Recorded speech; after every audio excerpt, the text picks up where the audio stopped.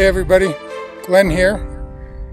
I was going to try to record this entire episode out where the wild things are, since that's the title.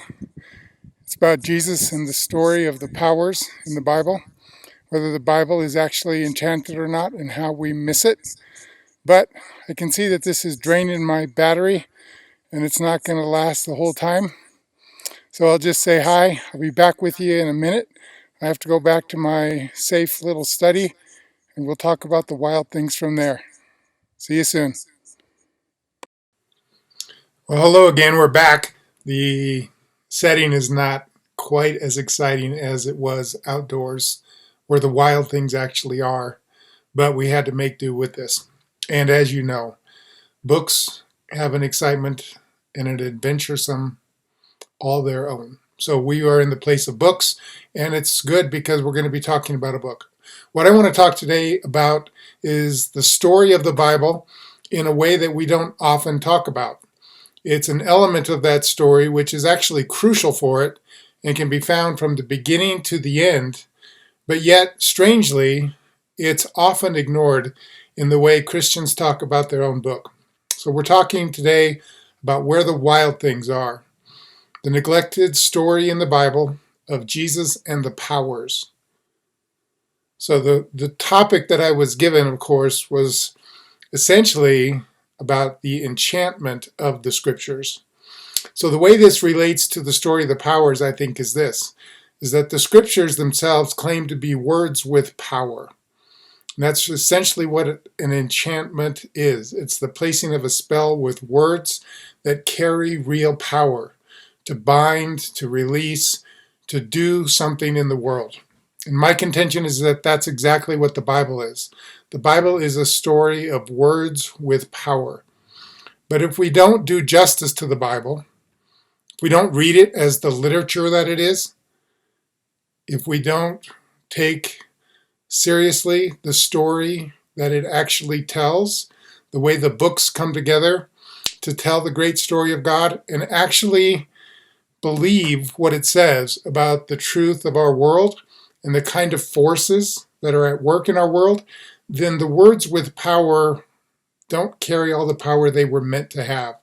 And so this is about the enchantment of not just the world, but the enchantment of the scriptures, and how the scriptures have the power to break, to bind, to do things in the world only if we do justice to the story of the Bible.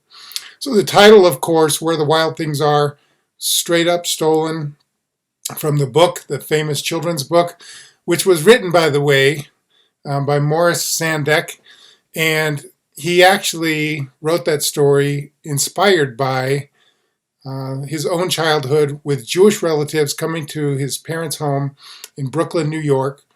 And as he describes it, his relatives were crazy people who came over and actually inspired him to write this children's book and to illustrate it himself, originally with his own drawings as a child about his relatives and the wild, crazy people that they were. And that led to the entire story where Max loves to go to the place of wild things, and there's a wildness inside of Max that can only be expressed in the place where wild things are. But then, of course, at the end, he comes back to the place where things are not quite so wild. His mother, who had originally called him Wild Thing, that prompted him to go on this great adventure in the first place, has put dinner into his room. And so he comes back to have dinner, and he got to have his wild adventure, his rumpus, and then he's back home where things are calm. So what I want to say is that the Bible itself tells us a story about where the wild things are. And it's a story, I say, that we've neglected. We've neglected this aspect of the story, pretending that the Bible is merely a story of God and humans, and especially when we minimize it into this transactional information piece that simply helps us deal with our sin problem, restores our relationship with God, and as if it had nothing to do with the rest of the world, as if it had nothing to do with other forces that are at work, But when we actually look at the real Bible, the Bible that's read in its entirety, when we read whole books, when we don't just go to our favorite passages and try to live off of those, when we actually take account of what's there in the text, we find that the powers, these forces, which are not really defined, there's not a systematic theology of the powers in the Bible. They just come up in various ways. In both the First Testament, the intertestamental literature, and in the New Testament, these forces are there, and they are real forces to be dealt with. And so, as we continue, what we're going to try to do, as I said, it's not a systematic theology, but we will try to just place three big ideas out there about what the Bible tells us about the powers. And then at the end, we'll talk about how the story of Jesus is in a significant way, not in a minor way, in a major way, dealing with the forces of evil, these fallen powers that have come to disrupt God's world, as we will see, in fact, to put God's world into bondage, to enslave human beings, and in many ways determine the course of what's going on in the world. And again, I say, this is an aspect of the story that we've neglected. And the scripture won't have the power that it's meant to have in our understanding and in what's going on in the church and in the church in the world unless we do due diligence to this aspect of the story. So, what are these powers, first of all? Let me just say that they come up and they have various names. I've written some of them down here. What they are called is many different things. They are the sons of God in the First Testament. They are sometimes just straight up called gods. They are powers. They are thrones, authorities, principalities, dominions, the God of this age, the princes of the nations of this world, Ha-Satan, the Satan, the great accuser, is perhaps chief among the powers and the forces. They are both personal and impersonal. They are seen and unseen. They are this undefined element, part of the creation, which have gone wrong and are seeking actively to undo God's purposes in the world, which makes the story in the Bible a wild story. And my contention is that when we read things like the Narnia Chronicles, or when we read about Middle Earth, when we read any other fantasy, fantastic world in the literature that we know, I'm saying that the Bible is not just a little bit like those worlds. I'm saying the Bible is more like those worlds than we've acknowledged. It really is a place that has these creatures who are out there, and they're affecting things in the real world. This is the story the Bible actually tells, and we're going to try to account for it. So, what I'm going to talk about, first of all, is how the nations of the world have been influenced by the powers. Secondly, I'm going to talk about how in the Bible story, God's own people, Israel, have also been affected by the powers.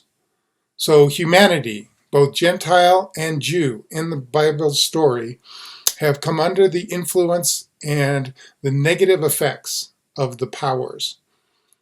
For the case of God's people, it's an especially strange and ironic way in which that happened, which we'll get to in a moment. And then thirdly, we're going to talk about how the physical world, the natural world, the creation, the rest of the creation, the non-human creation, is also influenced and taken over in places and in certain times and in certain ways by these powers. So this is a powerful part of the story, of course. It is a part of the story that there is an evil at work, not just in individual human decisions, but in these greater forces that are at work in the world by all these various names.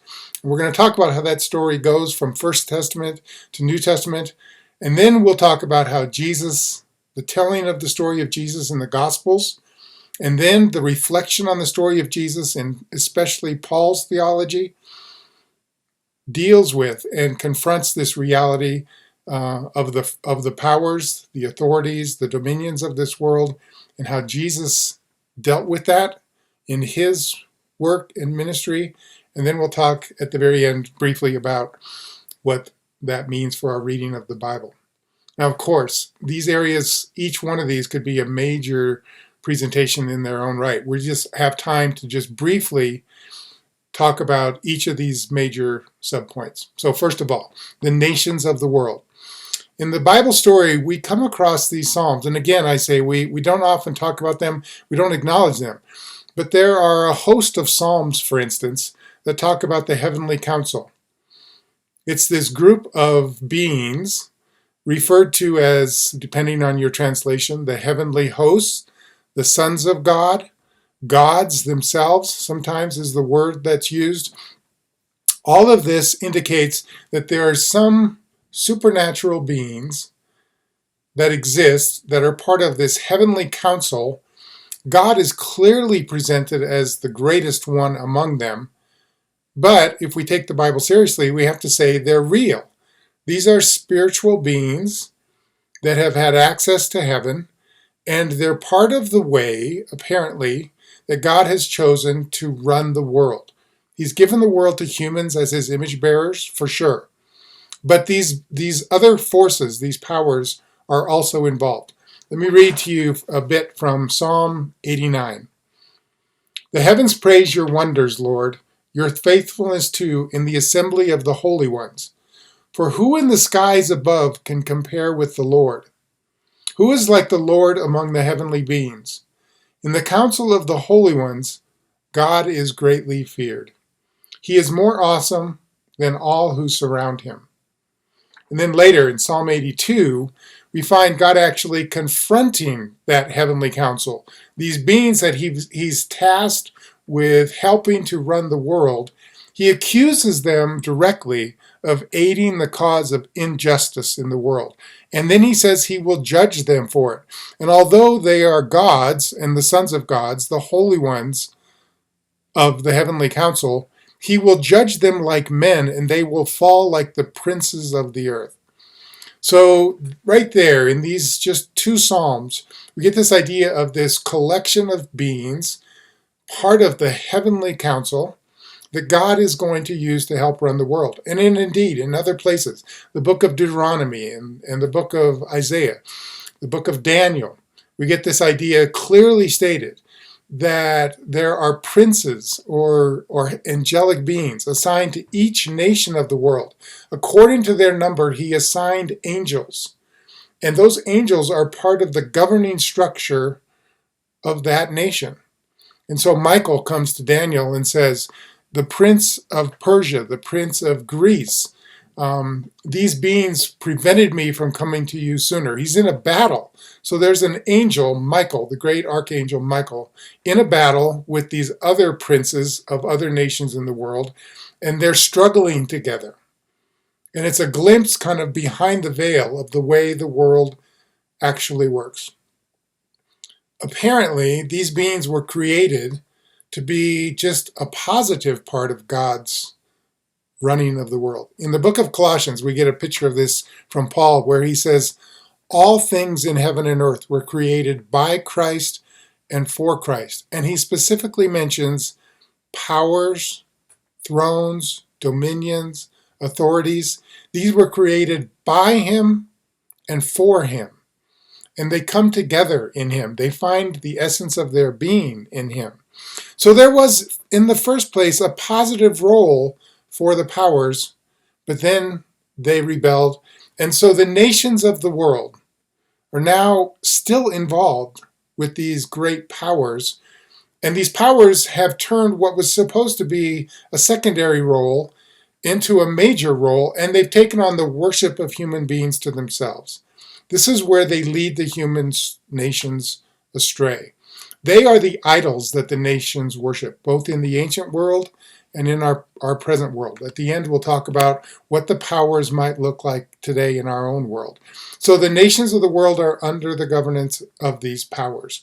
They interact with human rulers and jointly, and not necessarily knowingly with the humans, but the humans are influenced by them, and it affects how they run their nations, their countries, and it impacts the way the world works. Number two, God's people. What about Israel? Was Israel under the control of these powers and forces? Well, not originally. I mean, the story, as we pick up the pieces within the Bible, is that the powers were for the other nations, and it seems like the Lord himself is the power or the force, the authority for Israel. But then a strange thing happens. And we get this story about what happened actually later from the New Testament as Paul is reflecting back on it. But the story goes like this. The law, Torah, came to Israel. And this Torah was holy, righteous, and good. Its source was God himself. But this idea developed in the intertestamental literature, and then it is confirmed in both Paul and in the book of Hebrews that the Torah was actually put into effect with the mediation of angels. And so they are the mediators and the guardians of Torah in Israel. And strangely, what happened is that the same thing that happened to the nations happened to Israel. Just like the angels, the angelic powers, went wrong over the nations, so the angelic powers have gone wrong over Israel, and specifically in their maintenance of Torah. It's hard to believe this, but that which was given by God and is holy, righteous, and good, in Paul's language, has actually become the equivalent of a demonic force within the world. That is a strong language. But Paul says when you absolutize something that is good and turn it into something beyond what it was intended to be, which is what law became in Israel, then it becomes a destructive force. And this is exactly what we see in the New Testament. And Paul says it's one of the elements of the world, another phrase that the Bible uses to describe these powers. The elements, the basic elements of this world. The law became a force that actually is working against humans. Think about it. What Paul says is the law itself is simply telling us what our obligation is, but it doesn't empower us to obey it. And in fact, what it ends up functioning as is something that condemns us. And he says, actually, the law can empower sin because it says not to do this, and it makes us want to do what it says we shouldn't be doing. And so the law actually becomes a thing that begins to work with the power of sin to lead to death. This is all in Romans and in Galatians. And so the angelic powers that are involved with Israel, specifically in Torah, have now become a force that is working against human flourishing. And this is exactly what we see in the Gospels. In the Gospels, the reason we see Jesus getting into trouble with the Pharisees is because not Torah itself, but the way Torah is being used has turned into a destructive force in the life of God's people. It alienates, it condemns, it separates, it hurts people. They have not used Torah in its proper way to enhance the life of God's people. Instead, it's become a destructive force. So here we are in this strange place where now both the Gentile nations under their powers, their idols, God's people, Israel, under this elevation, this absolutizing of the law, have both become, under the influence of fallen angelic powers, become people who are lost, people who are working against God's purposes in the world. So this is what the law has become. So now we have all of humanity negatively influenced by the powers, according to the story of the Bible, both Israel and the Gentiles. 2 out of 3. The other point that we make is that even the non-human creation is affected by these powers. We see this again, first of all, in the First Testament. Throughout the story, there are these elements in the creation that have been pushed back to the edges, but they're not gone. So the First Testament talks about the chaos that arises from the power of the sea. It is a force of chaos. And then it's given the name. Rahab, Leviathan, these sea monsters, sea dragons that actually are working against God's world, God's purposes in the world, and they are creating chaos and evil in the world. It's why at the end of the story, we get this reference, there will be no more sea, in the new heaven and the new earth? Because the sea in the Bible story has traditionally been the location or the source where the power of chaos comes from. And so the sea must disappear because now God's calm and peaceful rule is going to be over all things. So, again, the non-human creation is affected by this. You see this in the Torah itself when it talks about clean and unclean animals. There are animals who don't live the way they're supposed to. And that's really what's at the heart of this clean and unclean animal thing, is about animals that follow God's original guidelines for creation and animals that don't. It's very interesting when you read passages like Isaiah 13, Isaiah 34. These are judgment passages against places like Babylon or Edom. And when God judges a place and people are destroyed or sent into exile, you have these amazing descriptions of their land being retaken by wild beasts. Let me read for you one of those passages. I think this one has to do with Edom, and it's from Robert Alter's translation of the First Testament, the Hebrew Bible. And I went to his translation because, sadly, these committee translations are often afraid to kind of translate the Hebrew words that are really there and try to make the translation a little bit safer and easy for modern people to swallow. But the passages themselves are actually quite striking in the language. So again, these are wild beasts retaking the land. He writes, "Thorns shall spring up in her citadels, and her fortresses nettle and briars. It shall turn into an abode of jackals, a courtyard of ostriches. Wildcats shall meet hyenas, and the satyr shall call to its mate. There Lilith, the night hag, shall rest, and find repose for herself. There the adder shall nest and lay eggs, hatch and brood in its shade. There the buzzards shall gather, each one with its mate." Wow. Did you catch that? The satyr, the goat god, the demon goat will be in that place.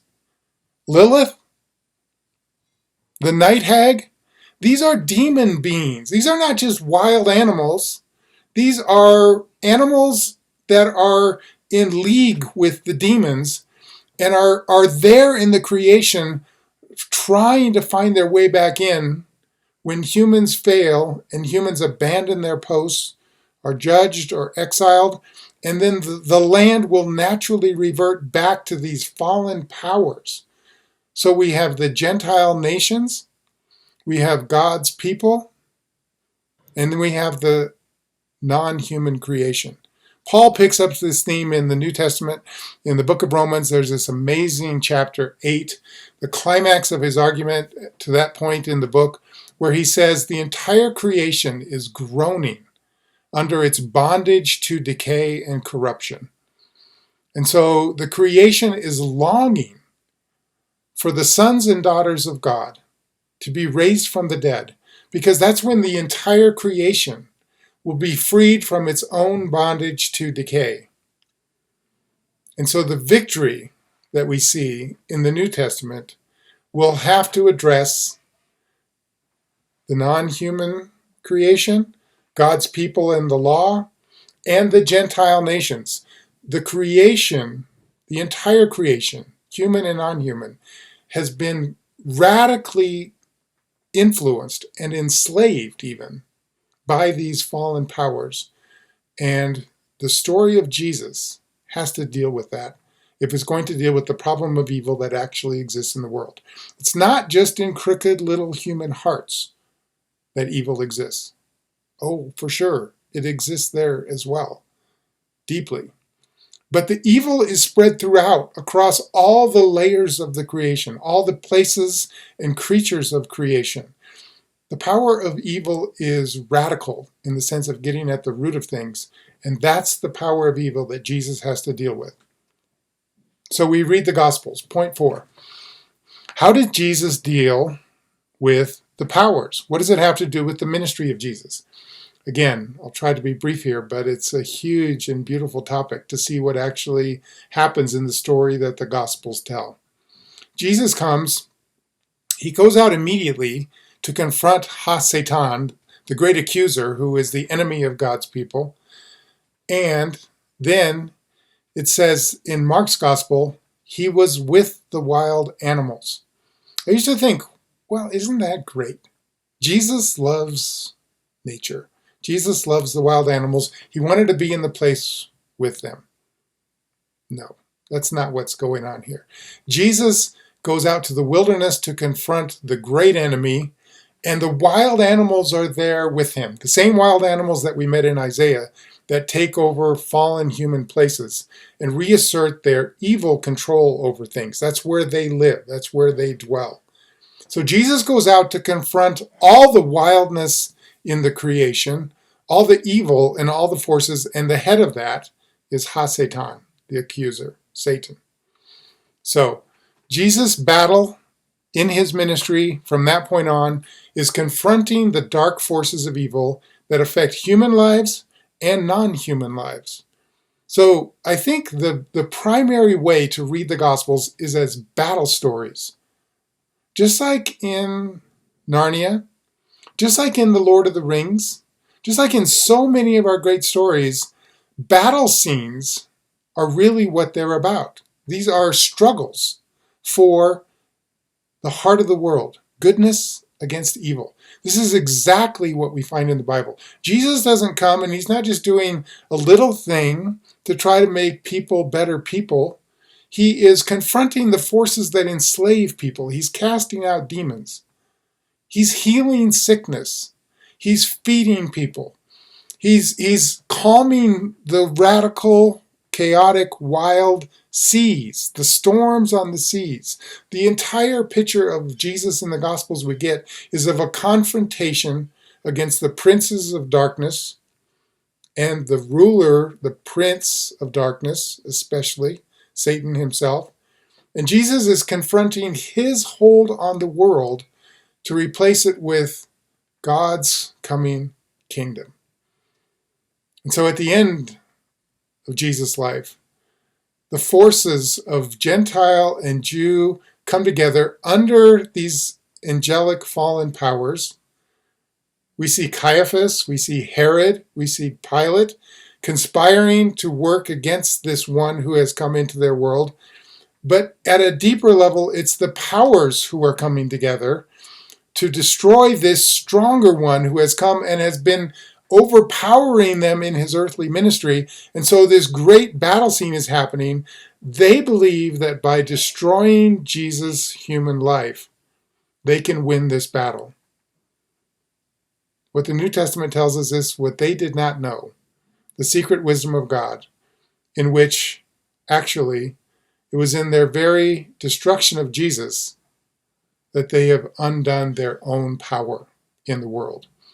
Paul will write in Colossians that it was precisely on the cross that Jesus disarmed the powers and the principalities. Precisely in that area. That's when it happened. When they thought they were winning the victory, they didn't understand the secret wisdom of God.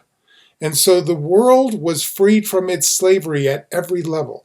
Gentile, Jew, non-human creation. The powers lost the decisive battle on that day.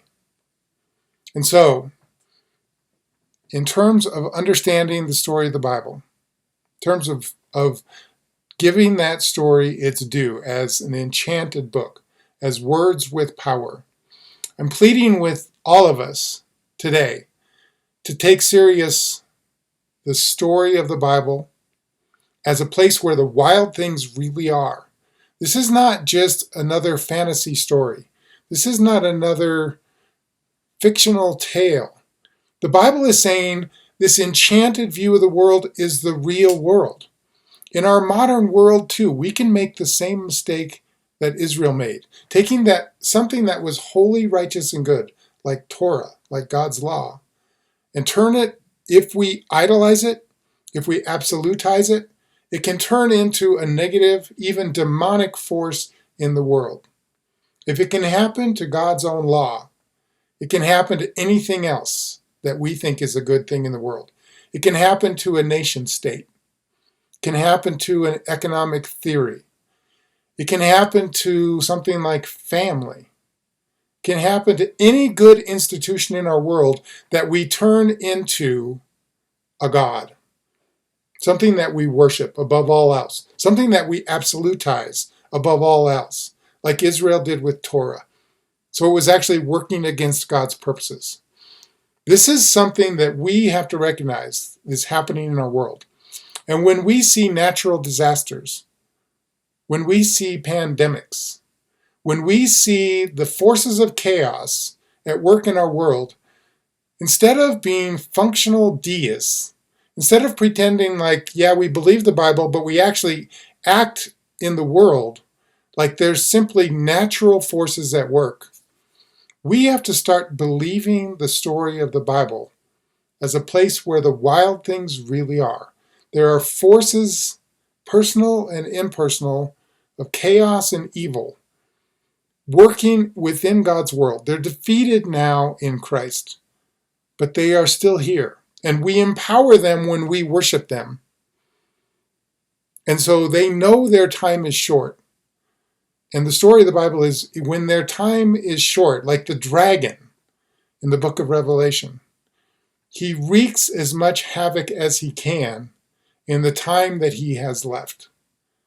So as we leave here and go back out into the world, realize that it is a place where the wild things are, that Jesus has defeated them, that the wisdom of God subverted their power. The church is the place, believers are the place where the wisdom of God is to dwell. So let us embrace the way of Jesus, the self-sacrificing love of Jesus that defeated the powers, not by fighting them on their own terms, by surprising them with the power of love. This is the story of the Scriptures. This is the story that has words with power to bring God's goodness and extend it into our world. And so what we need, as we think about renewing and redeeming our imagination, our Christian imaginations, may it be informed by the Bible's actual story, which is not a calm story of safe religious propositions. It is a wild and crazy story of the power of Christ coming into our world and subverting evil forces. This is the world we actually live in. I think it explains our world better than any naturalistic theory that I know. And this is the story we are a part of. May Christ work in us to renew our imaginations, to show the world through all of the arts, through all the words with power that we speak and sing, everything that we do, that this Christ, this new human one, this second Adam, the Son of Man, is the one who defeats the beasts, forces of evil, the powers in our world. May it be so.